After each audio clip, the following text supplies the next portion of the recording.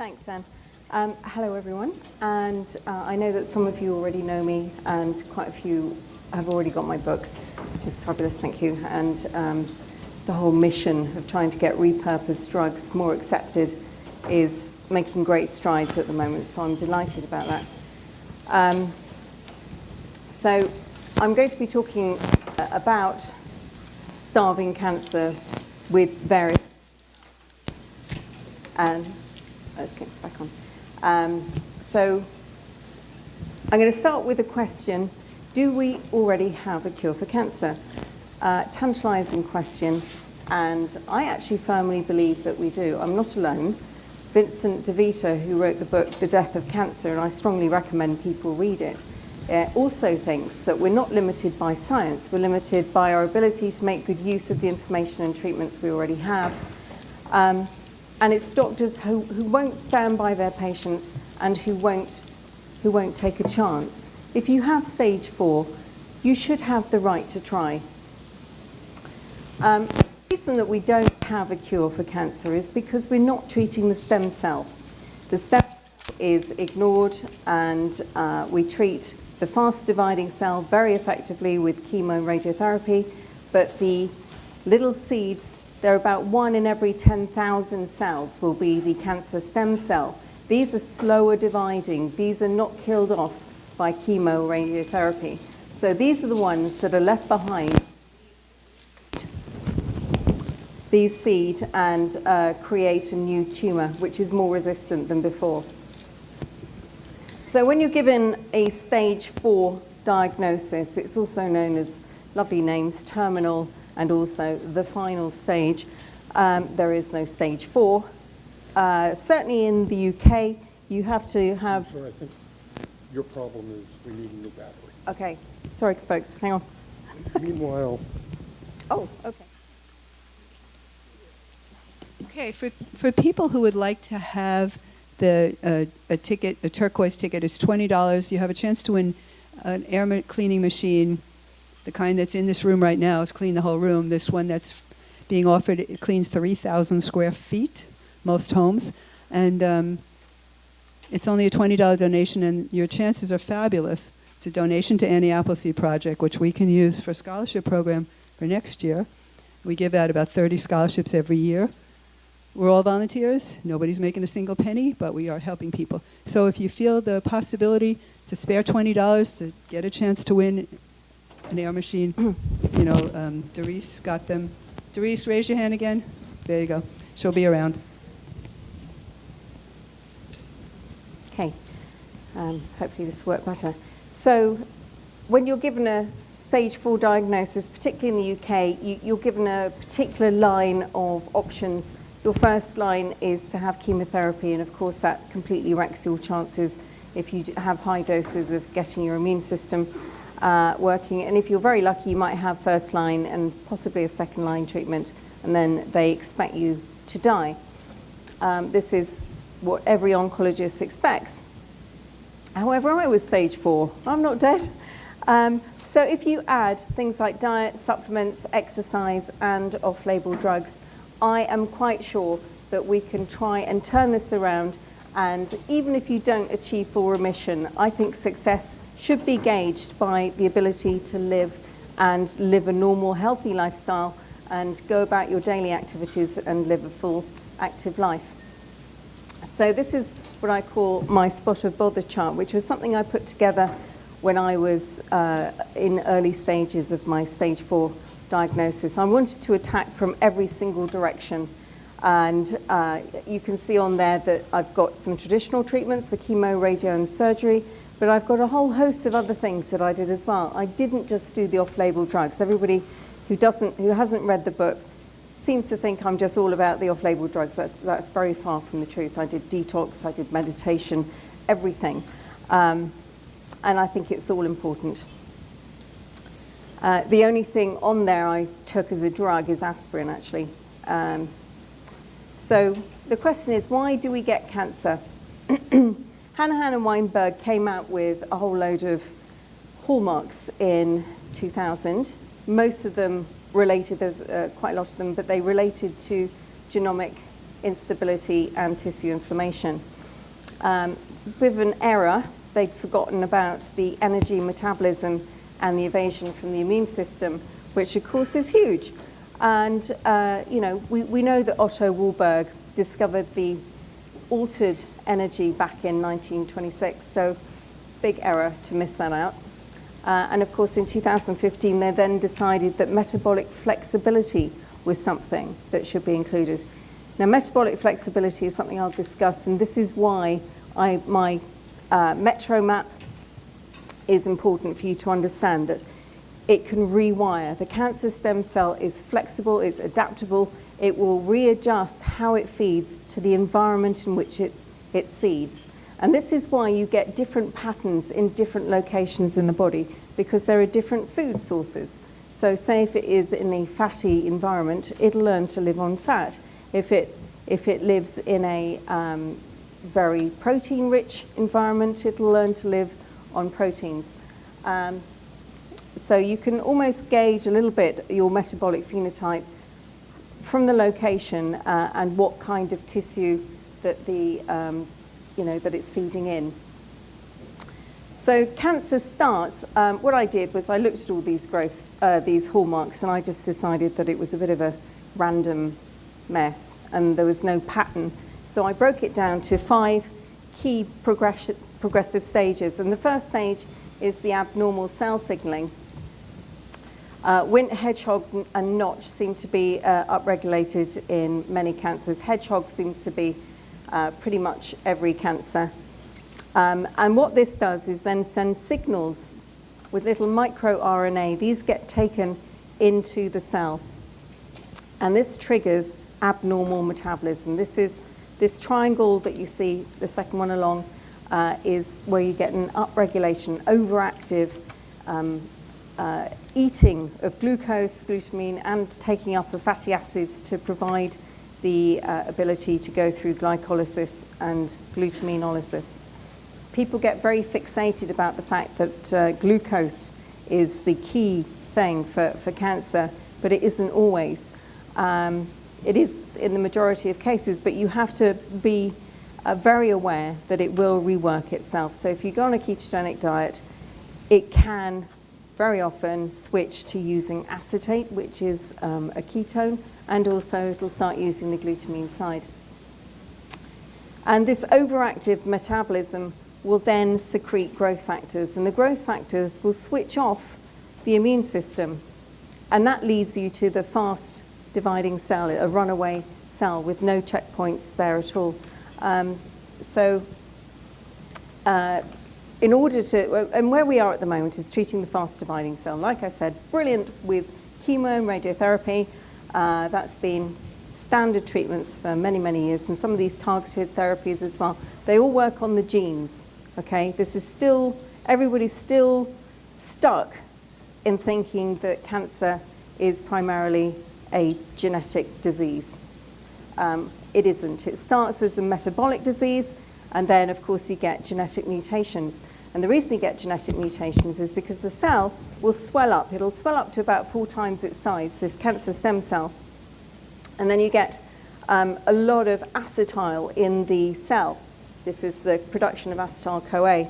And because of the acetylation, you actually get a loosening of the histones. Histones are the structure around the DNA. These loosen up, and they allow things to mutate. So viruses can get in and out, and these kind of trigger a lot of mutagenic changes. So I'm going to quickly run through my history. Most of you probably know it. But in '94, I was diagnosed with cervical cancer. It had spread to my lymph nodes. I was told it was a stage 1B, which kind of left me thinking that I was probably okay. It had made me infertile. Unfortunately, they did a Vertimes hysterectomy. I was given chemo and radiotherapy. Ovarian function completely shut down as a result, so I couldn't have my own children. And that to me was almost worse than being diagnosed with cancer. So that was very hard. And then in '96, my mum got cancer again for the second time. She was diagnosed before me, but then she got stage 4 in '96, and she lasted about 8 weeks, And during that 8 weeks, I learned an awful lot of things about IGF-1, glucose. I learned about intravenous vitamin C, but it wasn't something she was prepared to do. She wasn't prepared to change her diet or do anything different. So sadly, she slipped away after about 8 weeks. And I think possibly it was too late to do much at that point anyway. I certainly didn't know about any off-label drugs at that point. And then in 1999, it had spread to my lungs. And I knew I was stage 4 at this point. But strangely, actually, I had this feeling that I could overcome it. I'd already done the research. I'd done, not all the research, but I'd done an awful lot of research. And I felt confident enough that I was able to do, to keep it at bay, certainly. I wasn't sure I was going to ever get rid of it, but I just felt I would keep it at bay. And it was one of the first things I came across was berberine. And I'm so pleased I did, because it's become a really, really big supplement now for cancer patients. It has many effects. But I was reading through this journal of herbal medicine because my tumor had been keratinizing, which is a bit like, it's got keratinocytes, a bit like psoriasis.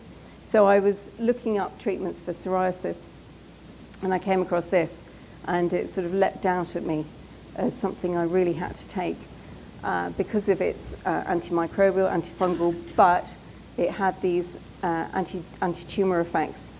But very importantly, it was decreasing blood glucose. So between 2000 and 2003, I did a ton of research, and I was on many, many supplements. And I did intravenous vitamin C. And I got my markers down, and they were bouncing around a little bit, but I felt pretty good. So it was a bit of a blow in 2003 when it was discovered that I had certain other changes going on in my bone marrow. I had a condition called myelodysplasia, and they also did some other tests to check to see whether I had this cancer. So I had MMP2 looked at, my pyruvate kinase, but my blood had started looking a bit of a mess like this to start with. These are a rouleau, which I think somebody showed a slide of this condition yesterday, but it moved on to sort of worse than that. The cells became very misshapen. So the markers that were looked at, the TM2PK, which looks at pyruvate kinase, this is a marker of glycolysis. Okay, it's not commonly taken. This is a marker that I'd really like everybody to have taken. But it was nearly 400, and it should have been less than 15. My MMP2 was above normal, so it was overactive. And the interferon gamma gene was really an indication of my natural killer cell function, which was very low. So I wasn't able to host any kind of response with my immune system. But then I came across something in the Townsend letter about dipridamol, written by a chap called Wayne Martin. And he talked about this drug having these anti-cancer effects on melanoma back in 1980s, and how well these patients had done on stage 4. So I thought, well, that's interesting. And as it works in the blood as well, maybe it's something that I should incorporate into my cocktail. So that started off as being something else I added in straight away. I added that into, I was taking aspirin because, of course, with all these rouleaux, I knew that my blood was sticky. It was not flowing properly. I was, very breathless. I had, you don't get oxygen to your tissues when you have those rouleaux. And I knew that dipridamol was a nucleoside transport inhibitor as well. So if you want to know what that is, so your nucleosides are adenine, cytidine, guanosine, and thymidine. And these are little chunks of DNA. And the cancer cell is actually quite lazy. If it can scoop these up from the the surrounding area, it will do so. And what the dipridamol was doing was preventing that. This is a process called autophagy, which we'll talk about maybe in a bit. And this was the article that I'd come across about melanoma, a lady called Betty Rhodes, who had done quite a lot of work in the UK. So dipridamole has all these other effects as well. It's an MMP9 inhibitor, which is a growth factor, and it's a really key thing that everybody should know about. Your surrounding area around the cancer is made up of a strong matrix, and when cancer starts to secrete certain enzymes, it breaks down the collagen matrix, and then that allows the cancer cell to break off and spread. So you want to be keeping the surrounding area, the collagen, very strong around the cancer. And this is why glucosamine sulfate is a very useful addition as well to anybody's cancer regimen, because it helps build up the collagen, and it's an MMP3 inhibitor. And there are other factors that dipridamole is very good at. So it's an inhibitor of another growth factor, platelet-derived growth factor, which seems to be ignored by mainstream at the moment, but I think it's actually a very useful thing. Transforming growth factor beta as well, it also helps to block. And of course, it was used back in the 1980s alongside some of the HIV drugs to try and boost antiviral effects. And many cancers, in fact, I would go as far as to say I expect all cancers will eventually be found to have a viral component. Certainly it's been discovered in a great many, but I don't think they've been really looking very hard. But I suspect there is a viral component in pretty much every cancer. And right at the bottom we've got autophagy modulator and SREB2 inhibitor. SREB2 is a cholesterol pathway, which I'll talk about in a minute. Forget that one. Right, this guy is actually a friend of mine. He is dad of a friend of my son's. And standing to the right of him is somebody you may or may not know. You should know. He's a stage 4 survivor, very famous guy. And he took dipridamole, and he survived testicular cancer with mets to the brain and the lungs. Very famous cyclist. I don't know if you can guess who that is. Very good. So following on from the dipridamole, I then came across this trial on lovastatin, and it showed me, and what, at this point, I was just hoping for stability. I didn't know that I was actually going to end up going into remission. I was just trying to buy myself some extra time. So the fact that 5 of 20 patients achieved long-term stable disease just taking lovastatin struck me as being very important. So I ran off to my oncologist, and then I showed her something I discovered in Life Extension magazine, which showed that if you add lovastatin with atodolac, you increase its chance of killing off cancer by 5 times. I'd already at this point run off to my integrative oncologist to get him to prescribe the dipridamole. And then having got the oncologist to prescribe these things, and by the way, they wouldn't do that nowadays. You'd be very unlikely to get your oncologist to prescribe off-label. They're so concerned about litigation or any kind of legal ramifications that they're incredibly reluctant to do anything outside of the normal rigid protocols. But she was great, and she knew I was in desperate straits, so she was happy to prescribe them. But I did check with my integrative oncologist to make sure that I could take everything together. Very important. So my combination back in 2003 was dipridamole, which I took 300 milligrams, so I did 100 milligrams 3 times a day. Atodolac, I took 500 milligrams twice a day. The lovastatin, I took at a high dose at 80 milligrams. I took a ton of omega-3. I did a low glycemic diet, intravenous vitamin C, took the berberine. Those I would describe as my big guns. There were other things as well that I took, a long list, as you saw earlier. But you know, this was, looking back, I would say these would be my big guns. So 7 months later, I had my TM2PK taken again, and it was down to 21.5. Not quite normal, but that was good enough for me. I was very happy with that, and I felt I was on the right track. but actually I didn't take the drugs long enough. But anyway, but later on, in 2007, for my immune system, to try and reboot my immune system, I took cimetidine for 3 months at 400 milligrams twice a day. And the metformin I started taking alongside the berberine. I alternated between the two. I didn't have any problems with my blood glucose, but it's something I think everybody should be aware of. There is a potential for going too low, but they're both of them meant to be normoglycemic. Most people can tolerate both very happily, but just be aware. And if you're going to do both, I suggest you use a blood glucose monitor. And if you use a statin at the same time, it can make the effects of the statin worse as well. The berberine in particular, because it has some effects on the fat. Just be aware that it can make the potential side effects of muscle aches worse.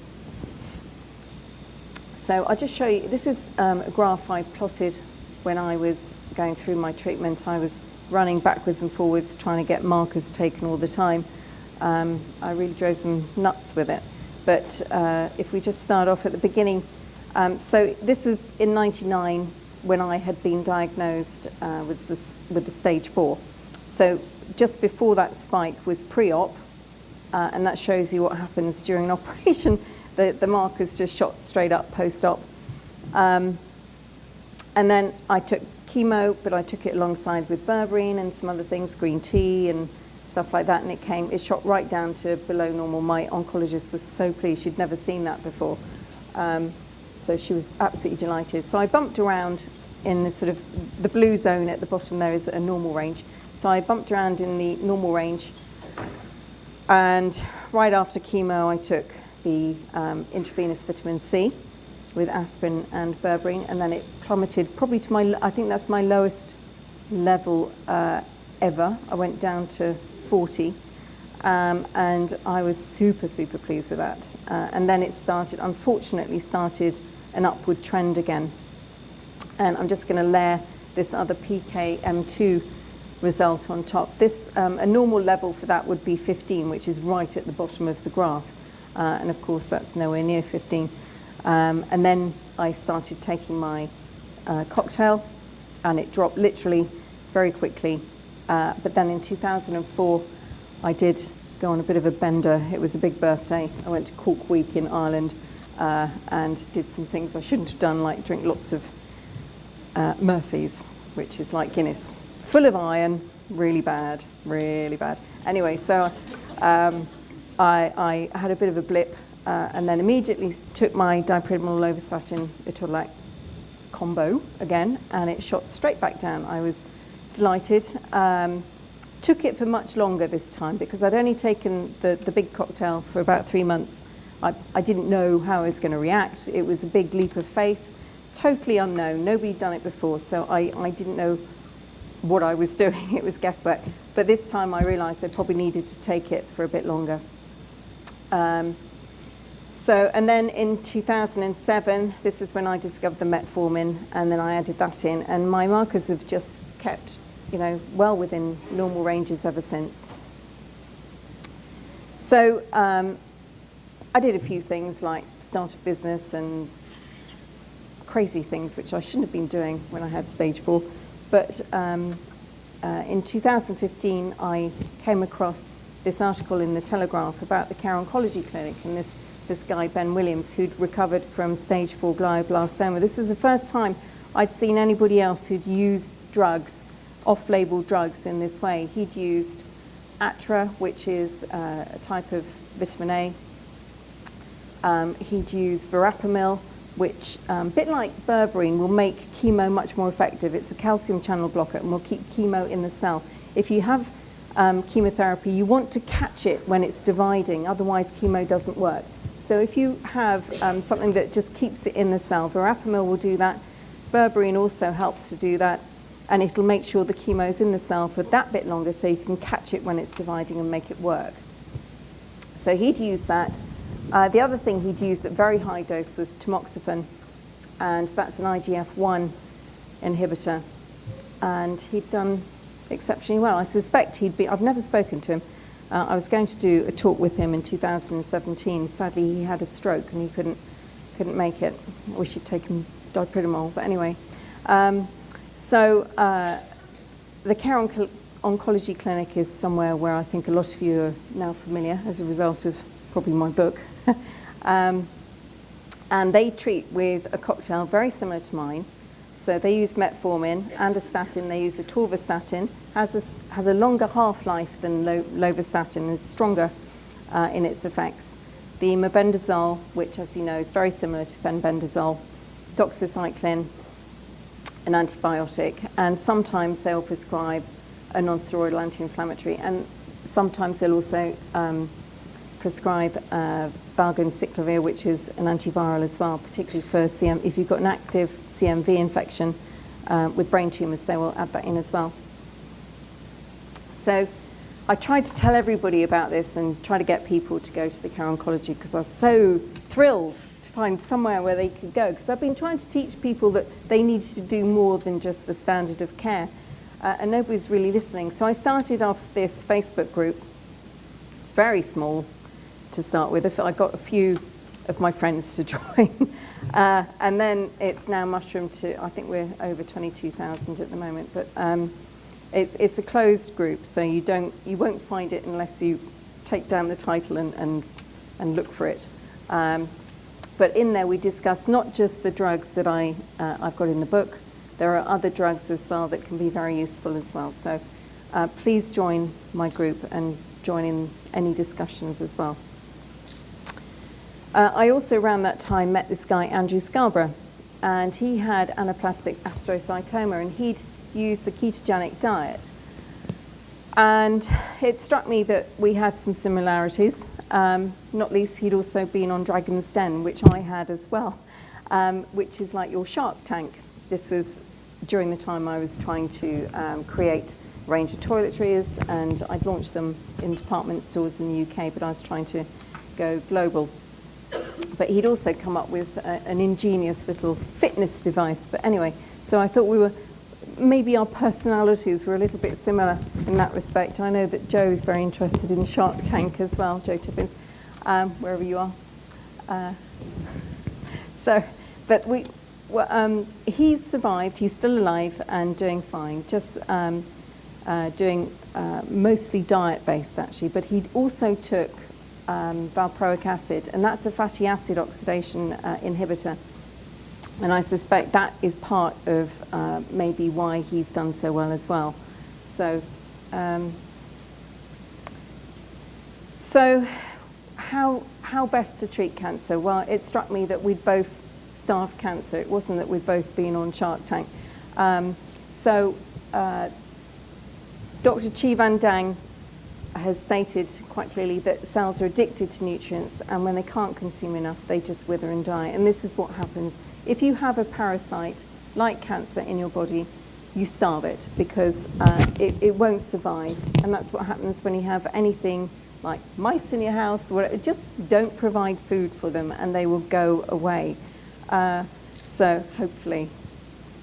So the 4 pillars in my book are diet, and it's not just a standard diet. People's cancers are different. Everybody has different gut microbiomes. They've been exposed to different environmental factors. You know, there are many reasons why your cancer will be different for everyone. There are standard metabolic phenotypes that seem to be a fingerprint for every type of cancer, but within that there will be little changes as well. Exercise is something that has been mentioned several times this weekend, and I can't stress enough that it really is quite key. And if you can exercise after a meal, you then drop down that little spike of insulin and glucose that you get afterwards. So you want to stop because insulin will help get the nutrients into the cell. So you want to keep that just a short peak and not too high. And you also want your glucose levels to be steady and at a low level preferably. So supplements, there are many supplements that I discuss in my book, and these are very useful for blocking various pathways, which we'll come to in a minute. And then of course you've got off-label drugs. And these are much in some ways easier for patients because they are most often more effective than any of the other supplements that they're taking. It can be cheaper, particularly if you're on the NHS. In the UK, you don't have that here, but it can be easier to take the drugs than it is to take a mammoth amount of supplements, but you get a wide-ranging effect with some of these drugs. So I described what we'll come to in a minute, my metro map, a bit like Piccadilly Circus, because if cancer can't feed in one way, it'll just reroute and go back another way. And this is kind of looking down on the surface of an aerial view of Piccadilly Circus, and this is like the genetics. You can get thousands of genetic mutations, and you can constantly chase these genetic mutations. It's a bit like the people walking around, and they can go in any direction whatsoever. But the underground system is less flexible in its ability to rewire itself. There are different routes that it will take, but there are less routes than there are genetic mutations. And this is cancer's Achilles heel. It's the metabolic flexibility that we can target. This was a very basic triangle that I wrote when I was in about 2010, actually, trying to get other people to try and understand the concept of what I was saying. Diet has 3 macros, okay? Protein, carb, and fat. And cancer will use all 3. It does focus very heavily on the glucose, but it will use glutamine, and it will take up the fat in order to break that down to provide the fuel for glycolysis and glutaminolysis as well. So this was a very basic metro map of the things that I had actually, when I looked more recently at the research, I worked out that this was what I'd actually done. So the two on the right, the oxphos and the aerobic glycolysis, are things that I want people to focus on, because pairs can be very important. If you're blocking one, you've got to make sure that you block the other one as well, because if you block the oxphos, it'll just rewire itself up the glycolysis, and vice versa. If you block glycolysis, it'll rewire up the oxphos. And people are a little bit fixated with damaged mitochondria as being, they are a cause of the cancer, but what happens later as the cancer progresses and it needs the energy to fuel its constant division, it starts to produce more mitochondria in the cell. And this is why things like doxycycline and berberine, which is a natural antibiotic, will work, because they stop this mitochondrial biogenesis, this making of more and more mitochondria, because mitochondria are like ancient bacteria. Thank you.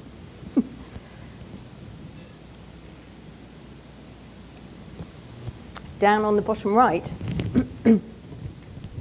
you'll see that I have the mevalonate pathway and the SREBP2. They work in a pair as well. So the mevalonate pathway is blocked by statins. This is the normal cholesterol pathway, but the SREBP2 is an alternative cholesterol pathway that cancer will use if you just block with the mevalonate. So just adding to that, I've just gradually added a few more things. I'm afraid there will be more. I'm doing an update to my book later on this year. I'm afraid, sorry, there will be more things in it. So we've got, on the right-hand side, we've got all the glucose, well, many of the glucose pathways. On the left, we have the glutamine pathways. This is very basic, okay? This is not strictly how it works. There's interplay between all of these things. Like statins actually do have an effect on protein prenylation.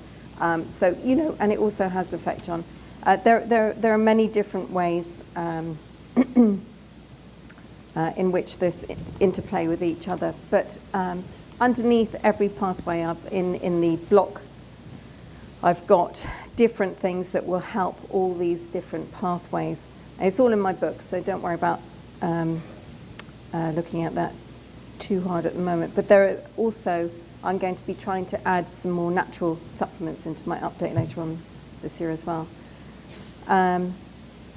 Another thing that people should realize is that as I've said, that cancer has this sort of fingerprint, so different cancers will behave in specific ways. So pancreatic cancer, for example, really heavily uses, on the left-hand side, on the glutamine side, about halfway down, you've got the macropinocytosis pathway. And this is kind of like ruffling of the membrane. It'll engulf any glutamine, fat or sugar, anything in the surrounding area, the nucleosides as well. So it'll put all of those things in and reuse them to fuel itself.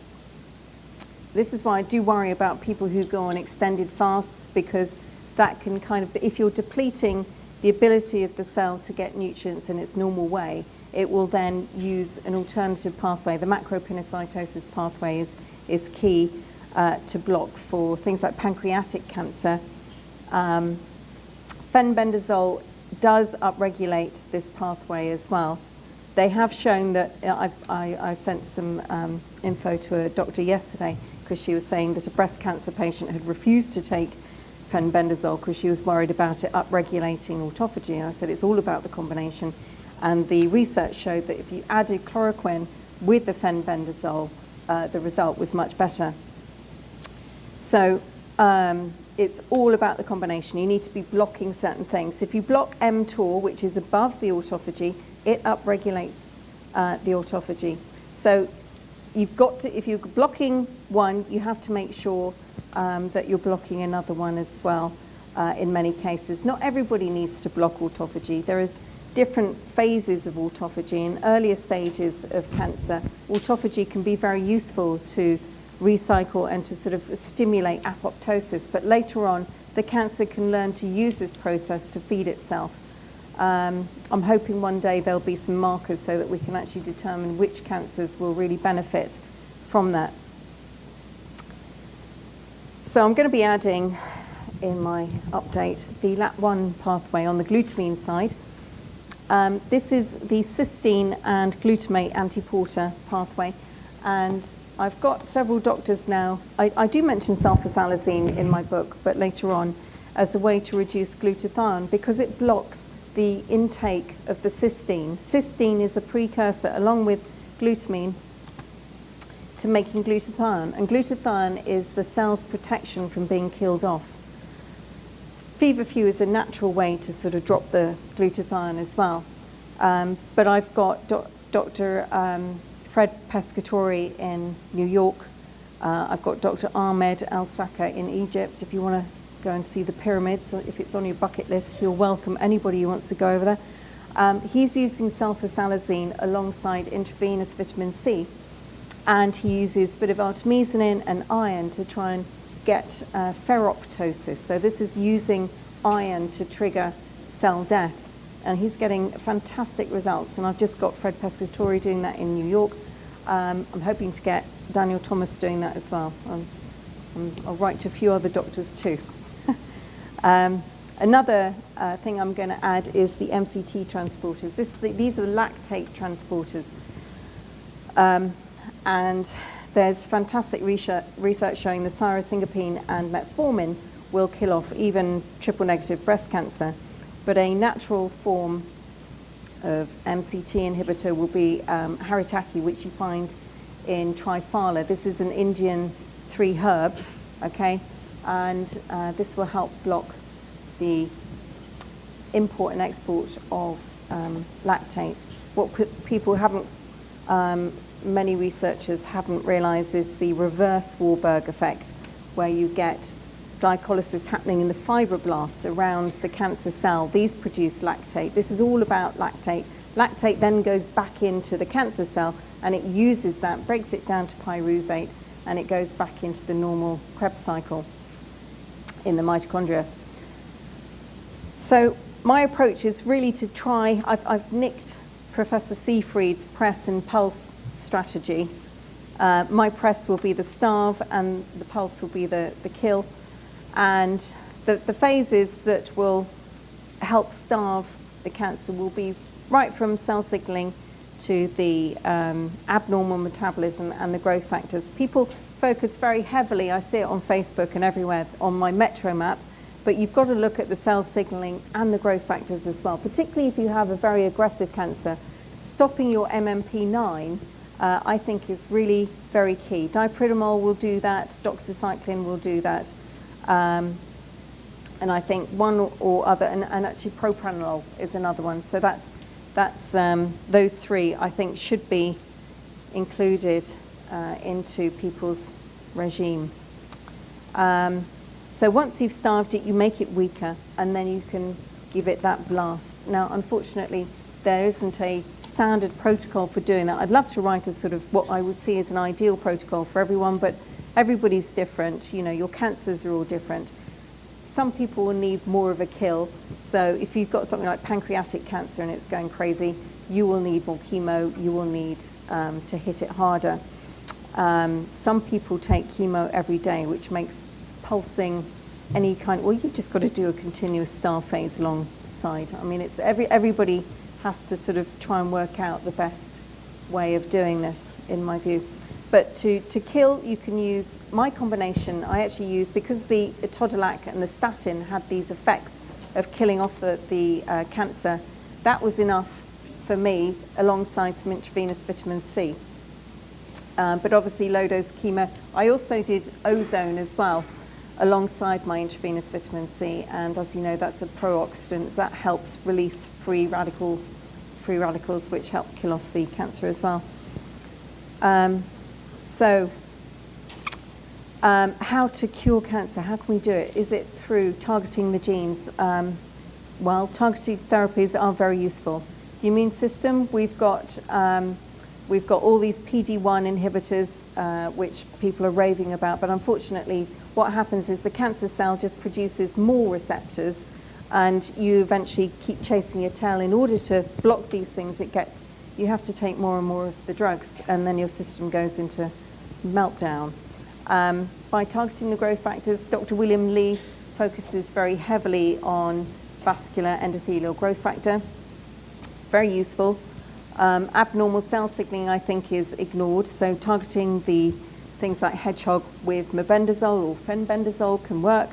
Metabolic flexibility, I think, really is where we have Achilles heel of cancer. And if we take the combination, it's a cocktail that is really key here, and you need to block more than just one or two pathways. So your supplement and drug choices should work in synergy. Please, please don't self-prescribe. I really encourage people to get on board with a doctor, an integrative oncologist. If you can get your normal oncologist on board, fantastic. Show him my Metro map. Ask him, what are the main pathways? So pleiotropic means it's got different targets. So if you get a drug, try and make sure it's got more than just one target, that it will actually do several things. And of course, a good safety profile is key as well.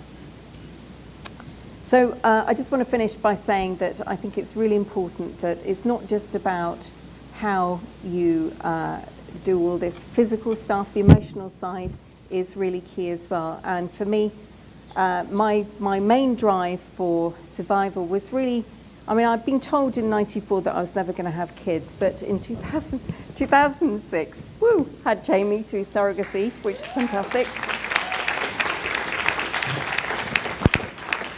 And the same surrogate, she's an amazing lady. I mean, she gave me little Sam as well, so. So my final message, really, before I take some questions, is just don't ever give up hope. Even if they've told you there's nothing more, don't believe it. Keep going. Thank you.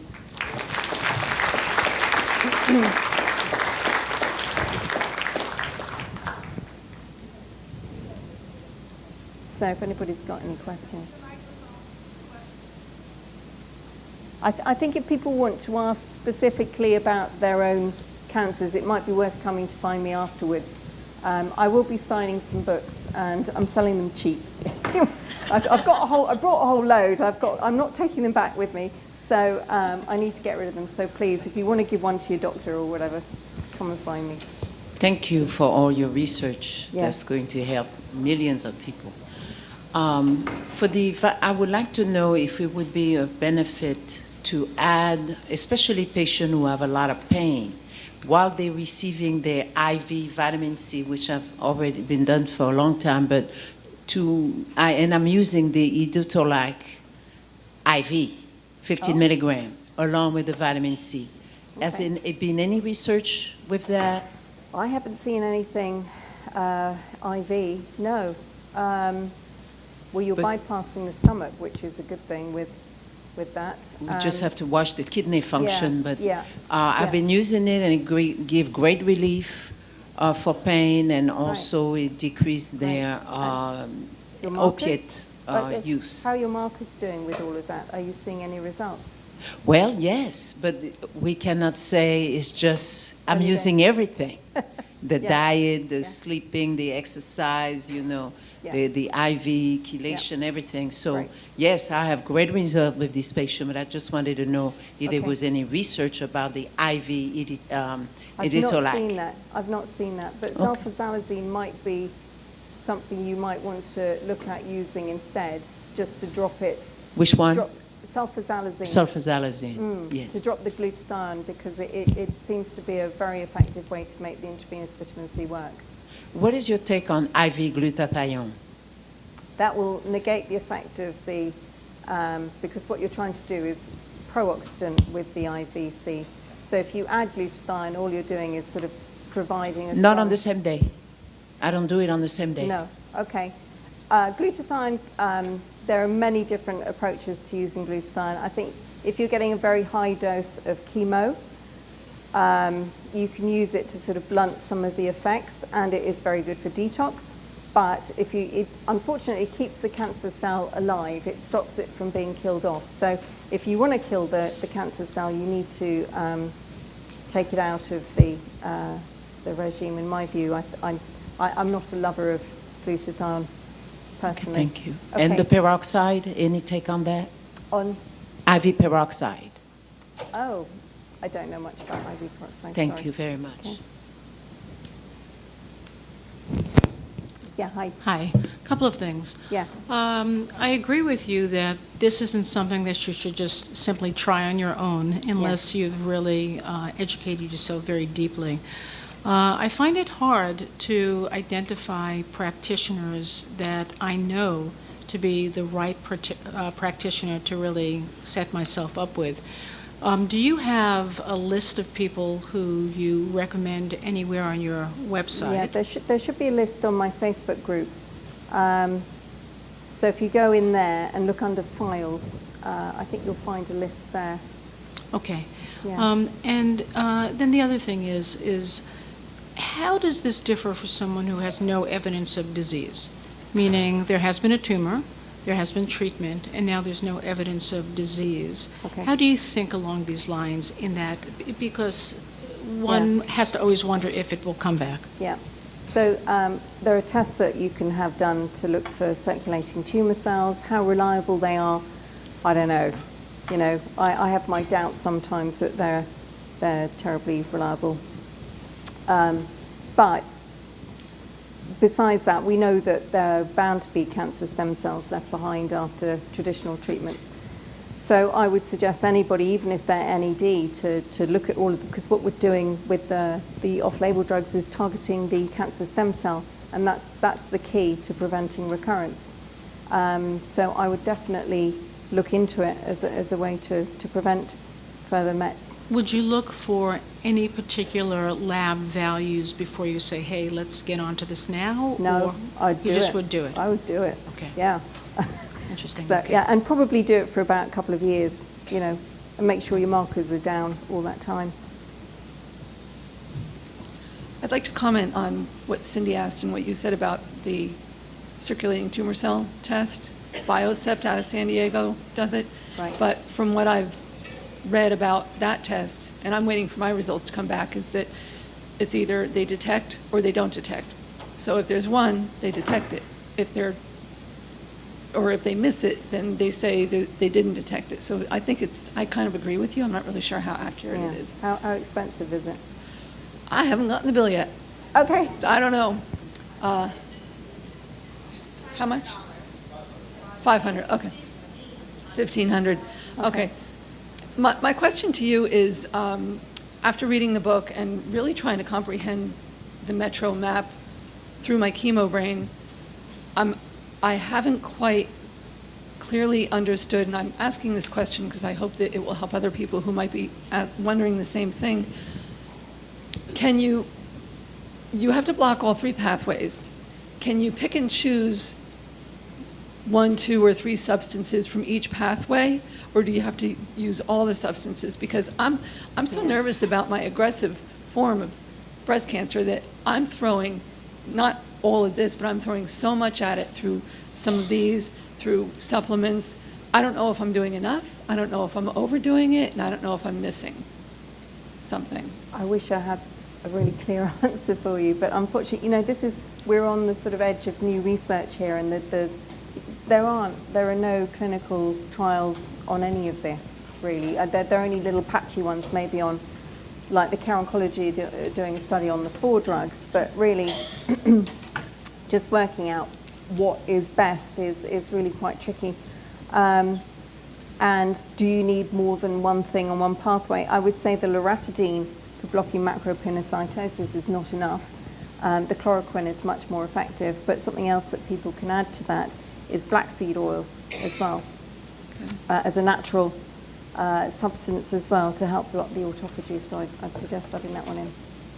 So it's okay to choose 1 or 2 substances from each pathway?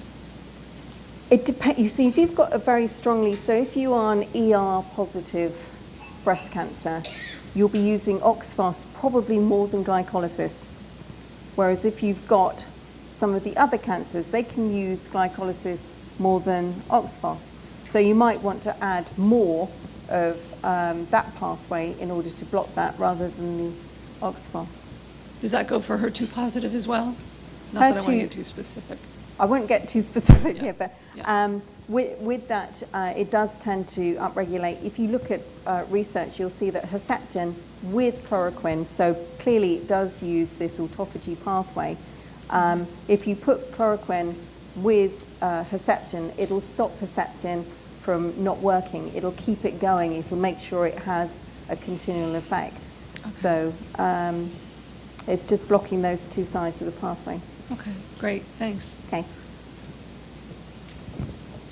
Have you ever looked at low-dose naltrexone, and do you think that's worthwhile? That actually works. Let's find my right at the beginning at the cell signaling with the toll-like receptors. It helps with that. May help with another pathway that I might put in my next update. So I'm researching that at the moment. But yeah, I think it is actually a very useful addition for pretty much every cancer, I would say, actually. Yeah. Time for one more? Hi, Jean. Hi. Thank you so much for all that you do. I really appreciate it. I definitely will be getting one of my books signed. I wanted to ask on behalf of the millions, if not more, of those who are not able to get these drugs, about your take on herbs and food, okay? Because a lot of the drugs that we're talking about are extracted from herbs and foods. So what is your take on herbs and foods and diet and controlling the disease that way? I think it can be a risk, but then I do know somebody who has done a mostly supplement-based version of my my MetroMap and other things, and they've got an extremely good result. They went from stage 4 to 0 they used dipridamol, they used low-dose naltrexone, and they used a statin, I think, and everything else they used was natural. And they got a great result. But I would say that it's risky because you don't quite know with the supplements exactly how powerful, what's really in it. I was only looking at a supplement the other day that claimed to have 7,000 milligrams of product in it, and there was no way you can get 7,000 milligrams in a 500 milligram pill. So you've got to be very careful with who you choose, with your supplements, and it's a risky route, but it can be, it's up to you, really. Right. So isn't it true that your body will only take what it needs from supplements and then get rid of the rest anyway? I don't know. Okay, thank you. Okay. Yeah. Hi, thank you so much for all your research. I have a question about taking the cocktail, and with things like doxycycline and tamoxifen and things that are antimicrobial and antifungal, what does that do to the microbiome? Well, it can assist the immune, anything that is going to have an effect on parasites or fungi or, anything like that will actually help boost the immune system generally, because your system gets overloaded, even with viruses and things like that. So if you can knock back some of that, you can allow the natural bacteria to thrive a little bit better. But I would definitely recommend people look at taking probiotics as well. And the doxycycline does have an effect in the gut in causing inflammation, but I was just reading yesterday that resveratrol, curcumin, and statin completely helps that problem. So if you take those three things, then you can help with any kind of inflammation in the small intestine. Okay, thank you so much. That's where the doxy mostly works in the small intestine rather than the large intestine. The large intestine is where you get your gut microbiome. That's the big center for your immunity, rather than the small intestine. Okay, thank you. A comment and a question. I just read on PubMed.gov here in the U.S. An in vitro study that found in mice, I think, or no, in vitro cell, that IVC kills cancer stem cells. Yes. So that was a 2020 study. Yeah. My question is so far in left field, I apologize, but it arises, so I'm just going to ask it, and if you don't know anything, I understand. I recently had lymphoma in my spine. I was stage 1. They resected and radiated. 5 years later, I have lymphoma on my right hip and my left leg.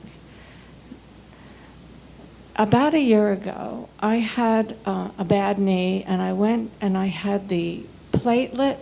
I had my stem cells harvested from my right hip. They injected it into my left knee with the platelets and the stem cells, and I had a recovery in my right knee without surgery. And I was like, wonderful. But now the coincidence of having a lymphoma on my right hip and my left leg near the site of it just bothers me.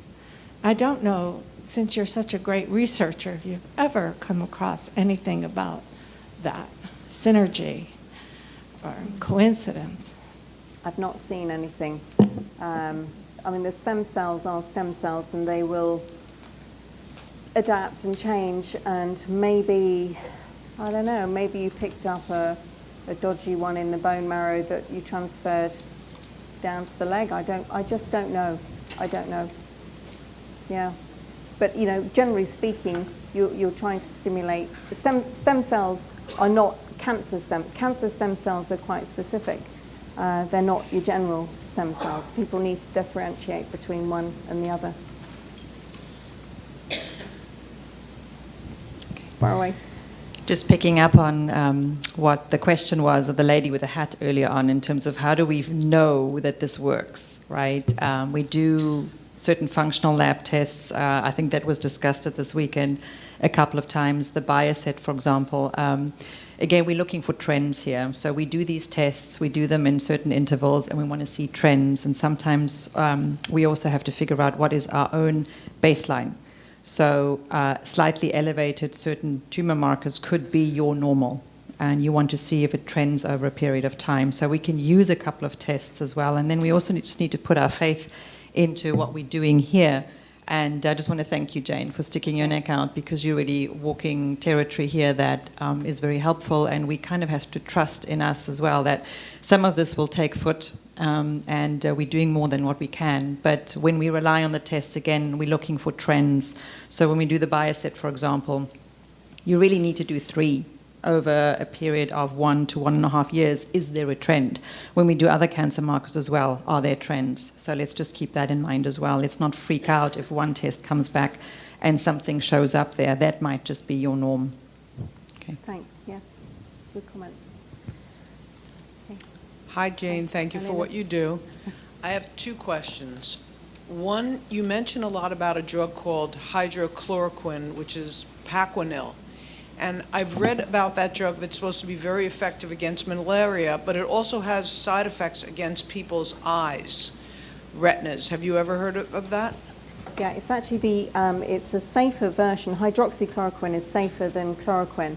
I did have chloroquine on my map just then, but actually hydroxychloroquine would be a safer version. In fact, I think there's far less incidence of any kind of eye issues with the hydroxychloroquine.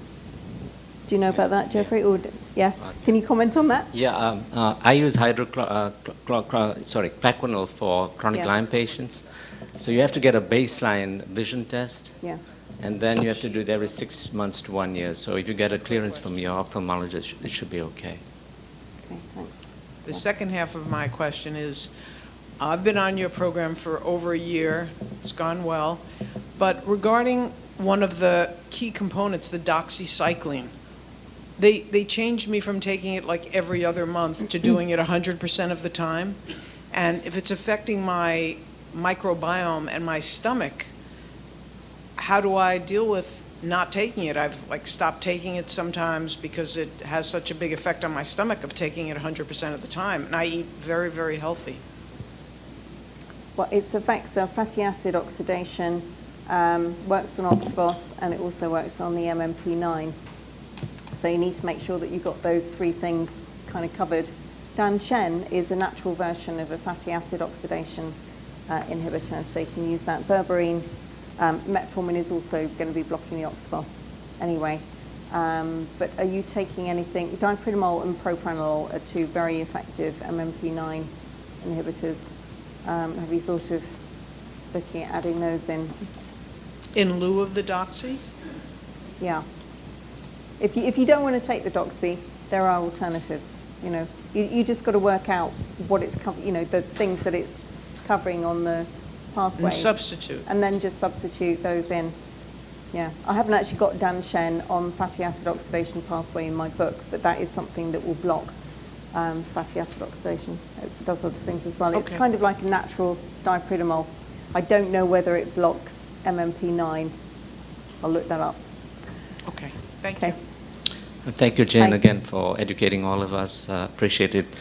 I attended a course last week on clinical peptides, and they were talking about opioid growth factor, thymic peptides, things like thymosin alpha-1. Any experience or?